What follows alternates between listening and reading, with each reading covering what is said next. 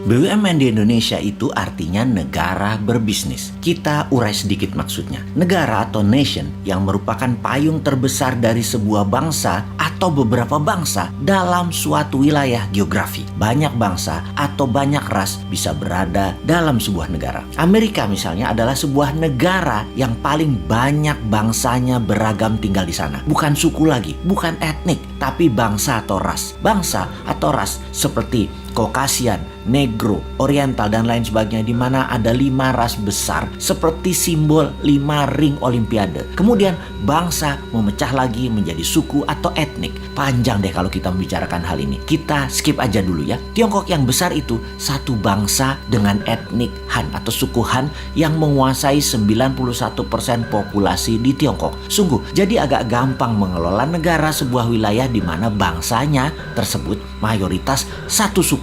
Sebagai catatan, suku Han merupakan suku terbesar di dunia. 19% dari penduduk dunia adalah suku Han dan 91% penduduk Tiongkok berasal dari suku ini. Setiap bangsa walaupun berbeda warna kulitnya, semua kita satu spesies humankind, yaitu Homo sapiens. Ada yang good, ada yang bad, ada yang baik, ada yang buruk. Jadi tidak bisa kita katakan ras tertentu baik, ras yang lainnya jelek. Kembali ke negara. Ketika sebuah penduduk di suatu wilayah membuat kesepakatan, membuat undang-undang dasar, membuat ADART deh kalau itu koperasi, memilih sistem bernegara, bisa presidensial, bisa parlementer, bisa monarki, lalu sistem pemerintahnya mengambil misalnya otoritarian, demokrasi, komunisme, sosialisme, apapun. Silakan. Selama isi satu negara tersebut setuju, maka negara itu berdiri dan menjalankan kehidupan bernegaranya. Di dalam bernegara ada Ipolek Sosbud Hankam, ideologi, politik,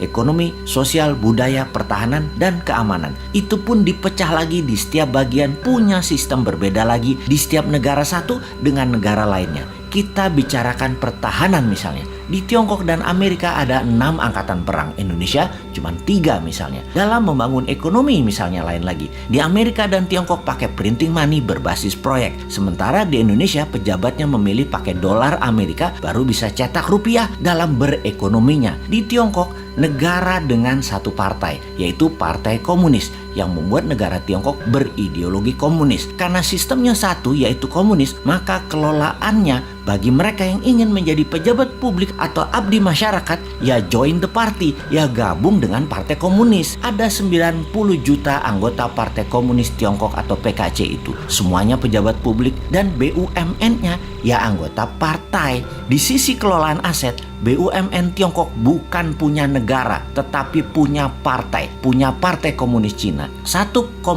miliar warga Tiongkok dikelola oleh 90 juta anggota partai PKC, termasuk tentaranya. Tentara Tiongkok itu adalah toolnya partai. Di Amerika di sisi lain memiliki banyak partai politik, namun dalam 100 tahun belakangan hanya 2 partai besar, yaitu Partai Demokrat dan Partai Republik. Partai Demokrat berciri heavy on government atau semua sektor pemerintahan yang atur. Di Partai Republik heavy on private, apa-apa swasta kalau Partai Republik berkuasa. Jadi di Amerika tidak ada BUMN. Negara tidak berbisnis di Amerika. Amerika tuh negara swasta. Demokrat menang, banyak proyek pemerintah yang digarap tetap swasta. Di zaman Republik berkuasa, program pemerintah kecil namun swasta yang garap semua proyeknya. Kalau Tiongkok, negara Partai Komunis. Kalau Amerika, negara swasta. Kita ke Indonesia sekarang, negara yang sejak reformasi masih mencari bentuk. Dulu sangat presidensial. Parlemen terkenal dengan perkataan setuju, manut pemerintah. Sekarang dalam 15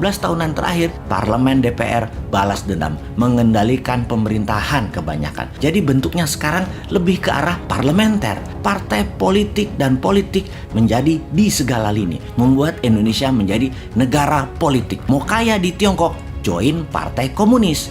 Mau kaya di Amerika, di swasta plus berbisnis dengan politikus. Mau kaya di Indonesia, berpolitik bersama partai politik, mainkan anggaran pemerintah dan kebijakan pemerintah. Gitu doang. Jadi mulai lihat bedanya. Mengingat sejarah sebentar, di pertengahan tahun 50-an, sekitar tahun 57, tahun 58, Partai Komunis Indonesia mengusulkan ke Pak Karno, presiden sewaktu itu, untuk menasionalisasi aset-aset milik Belanda, di mana aset tadi menjadi milik negara. Dan tidak heran ketika hal itu dijalankan, pejabatnya perusahaan Belanda yang dinasionalisasikan tersebut adalah orang-orang komunis Indonesia. Inilah yang membuat Partai Komunis Indonesia (PKI) memiliki pendanaan sehingga di tahun 60-an awal kekuatan mereka meningkat. Satu hal yang mereka minta kemudian yaitu petani dipersenjatai sebagai angkatan kelima, di mana kalau hal itu disetujui maka PKI punya semua, punya dana, punya BUMN, dan petani dipersenjatai. Mirip Partai Komunis Cina. Sehingga satu hal